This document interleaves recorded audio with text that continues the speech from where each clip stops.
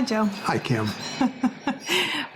We have maybe started this more than once. So today is our 21st anniversary, and we had some thoughts about the past 21 years that we actually wanted to share with our kids and grandkids, and I hope you'll get something out of it too. But we had a great dinner, and we just talked a little bit tonight about how,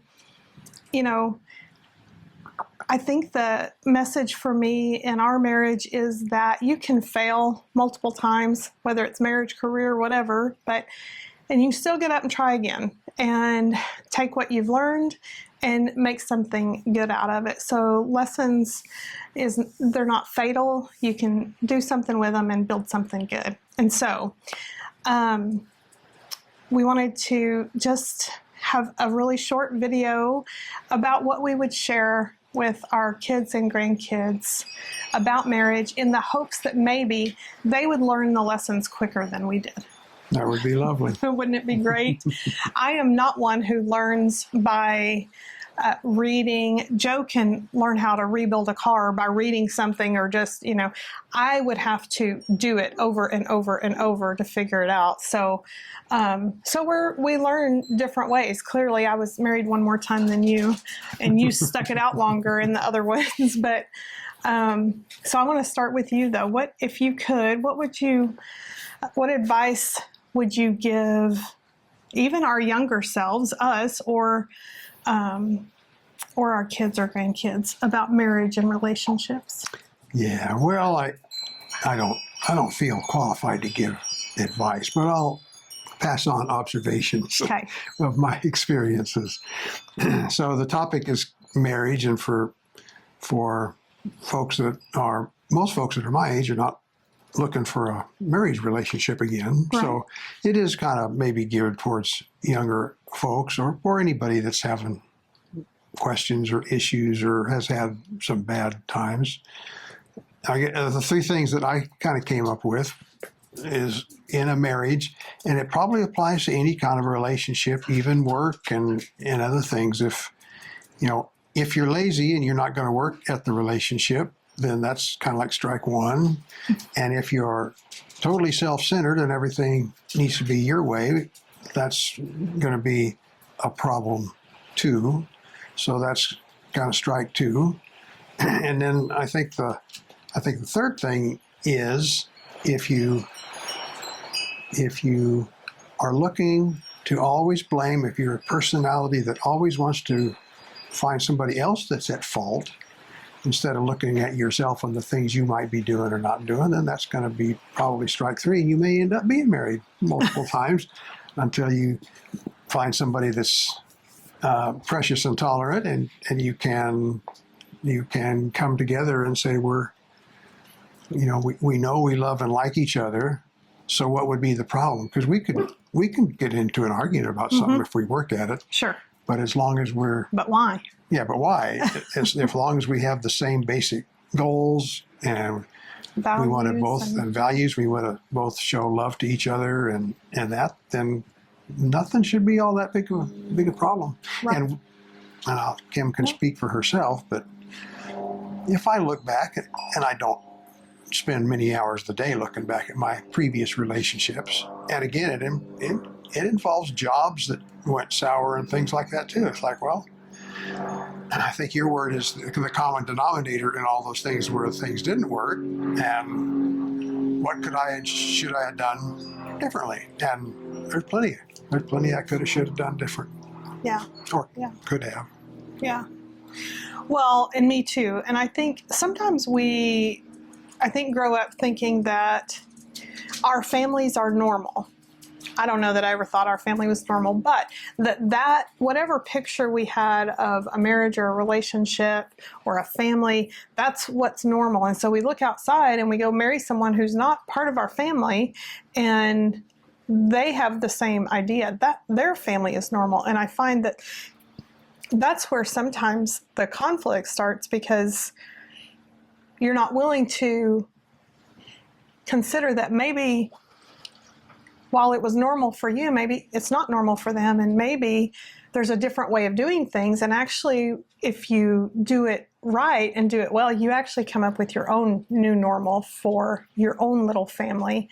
And I think for me in past relationships, I mean, I definitely had zero patience. So I am someone who makes decisions from her gut, and that has served me well in some areas because I don't mess around if we need to get things done. But at the same time, you know, thankfully my husband makes decisions in his head, and so he thinks, sometimes he overthinks, I think he would say, especially early on, but somewhere in there you've got to take enough time to consider what are the goals for this, and actually even talking about it before you get together. How are we going to manage our money? How do we feel about money or savings? Or how do we feel about buying new things versus used things? Or how do we feel about raising our kids or going to church? Or, I mean, there's just so many little bitty things that we don't consider would be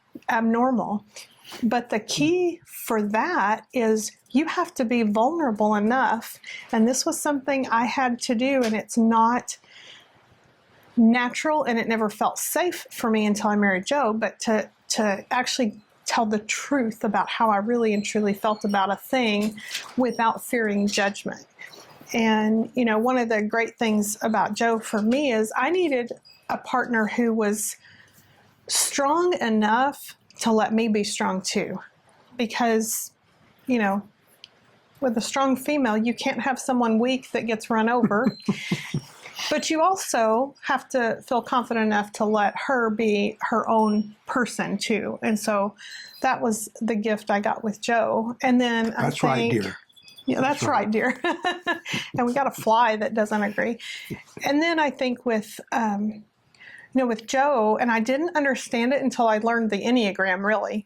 I'm an Enneagram 8, so I react from my gut. Joe is a 5, and so he's going to be in his head for a little bit longer. He also, you know, has a very short, it's not that he doesn't like people, but he just has a smaller bucket for people. Although as an introvert, I've got a pretty small bucket. But, and so he needs his time actually to process through. So even with us considering now, all of our moves before to different states and locations were for jobs. And so now we're looking at probably, you know, relocating permanently to just one place. And the process to do that has taken longer for Joe because there's no urgency to get to. And it's taken longer for me because the decision isn't already made. So I've got to, you know, and the older we get, the more risk there is in making a wrong decision and having time to recover from it. But I think for us being married, we've been able to have conversations about all of those things because we're willing to share the whole story behind us. And knowing and admitting to ourselves and to each other our differences.